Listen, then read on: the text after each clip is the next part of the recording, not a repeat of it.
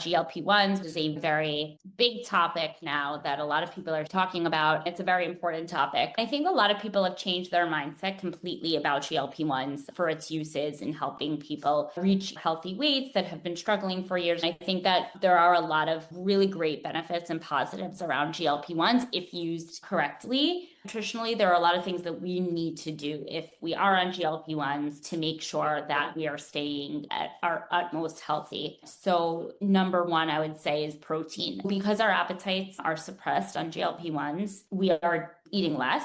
And what's really happening is it's slowing down our digestion, and that's causing us to eat less. And when we eat less, we are losing muscle mass. So whatever we are eating, we want to make sure that we're getting good amounts of protein, because protein is going to prevent us from losing muscle mass. And we definitely don't want to lose muscle mass because muscle is super, super important for us to keep. So make sure we're getting good amounts of protein in every single meal. We want to make sure we're getting good amount of proteins, and even snacks. We want to make sure we're getting good amounts of protein. Also, we want to make sure we're getting enough fiber, because it does slow down our digestion. It can cause a lot of GI issues, including constipation. So we want to make sure to counteract that. We want to make sure we're getting enough fiber. And with that, we want to make sure we're getting enough fluids as well. So we want to be drinking a lot of water that will help us go to the bathroom and keep us regular. And we also want to stay active. Staying physically active is also going to help keep us regular. When we're just standing still, it also slows down the digestion. And when we're working out and we're doing more physical activity, will help speed up the digestion, help us go to the bathroom, and help keep us normal. So there is, again, a lot of conversation around GLP-1s, but these are things that nutritionally we need to do to help us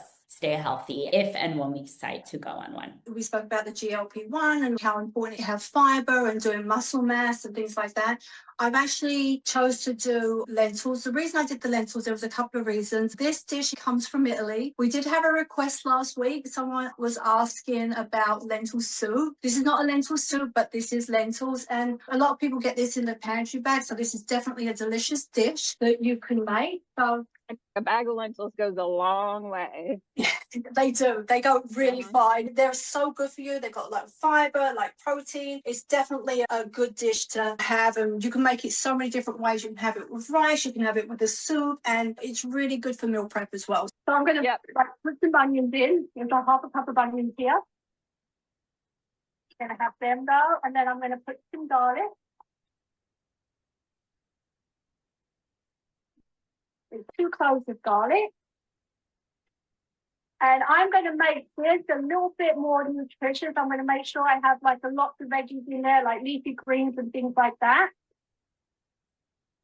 And it really come out really nice. It's actually really delicious. So then I'm going to put some carrots. We've got some fresh carrots. That's one of the great things about cooking lentils or beans. You can add all sorts of different vegetables. That's true. Make it colorful. Yeah. So we're going to keep them going. Put garlic, and now we're just going to put some things. I'm going to put some fresh rosemary. This is optional. You know, I love rosemary, so I'm going to do it. Love it. I like rosemary a lot too. I love the way it smells. Oh, me too. I love it too. And I'm going to put some salt. And you can always add. Never take away. Yep. That is the rule of thumb. Yep. So we're putting that going. So we see our onion, everything, the smell is incredible.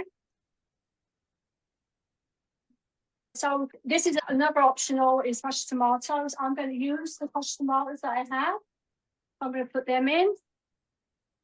Beautiful.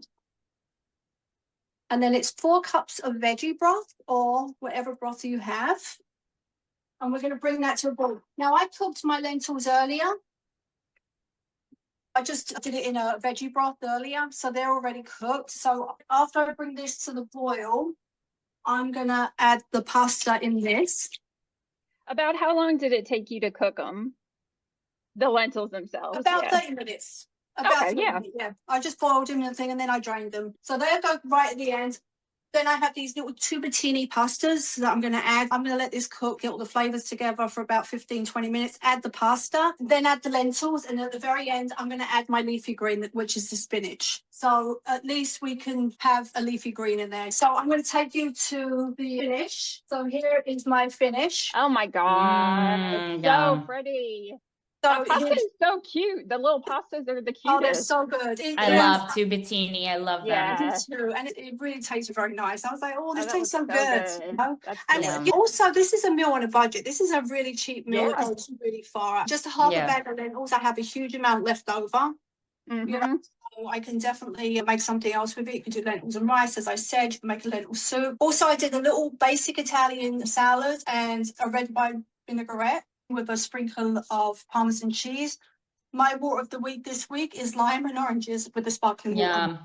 Gorgeous. Good. That looks so good. You have a request to see the package of pastas. You can find that Please. anywhere. Yeah, little Yeah. tubertinis, that's all. Yeah, the I've- ditalini, they actually discontinued tubatini, which is a little bit smaller, and I Oh, mixed really? them. That's funny. But the That's funny. ditalini are a little bit bigger, but they're similar shape. Yeah, and they hold a nice lot of flavour as well. Yeah. I feel like when you do it with the broth, it just takes that like taste off. Yeah. That Yeah. mustard, so it gives it a little bit more flavour. Yeah. But it's That definitely a looks yummy really dish. good. So I am taking you guys from Italy to Japan. I am making what you'll typically find a lot of times if you go to any sort of Japanese restaurant as an appetizer. You can either do it with spinach or asparagus. I'm doing with asparagus. It's called Goma-ae. So again, you can do spinach. You would basically wilt it very quickly. I did with my asparagus today. I have some asparagus here and I blanched that. And if you have more of a jumbo asparagus, you'd blanch it longer. I blanched this for 2 minutes. And basically what that means is you boil it for 2 minutes and then quickly you want to stop the cooking. So you put it in an ice bath so that it doesn't continue cooking even when it's out of the water. So I have my asparagus here. And basically what you're going to do is you're just going to chop that into not like tiny pieces, but into I guess an inch or so, inch and a half.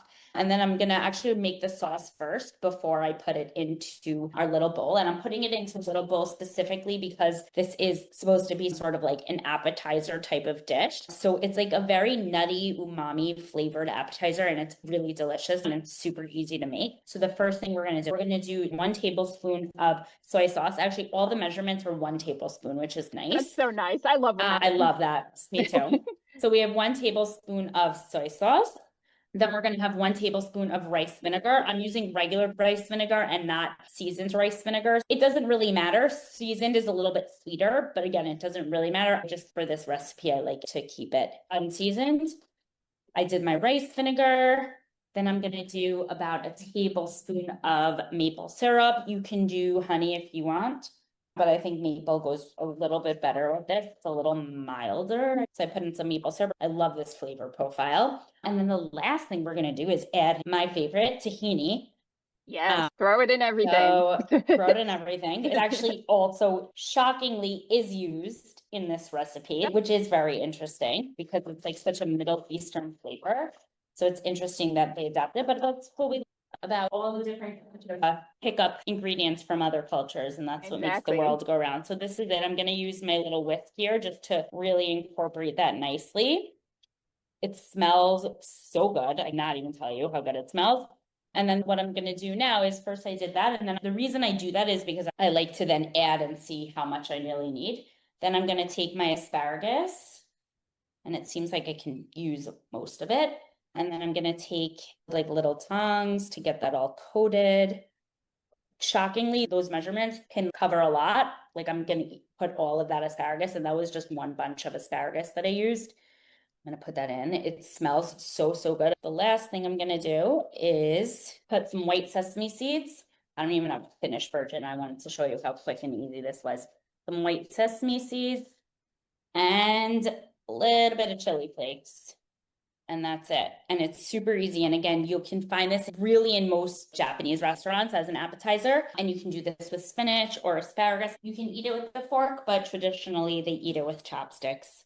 When you blanch the asparagus, it's still pretty firm, right? It's still pretty firm. You don't want it to get super soft. You want to keep it firm. So I actually prefer to blanch this for even less than 2 minutes. These were on the thinner side. You definitely want to keep them firmer. And then you want to get that into that ice bath so it doesn't continue cooking.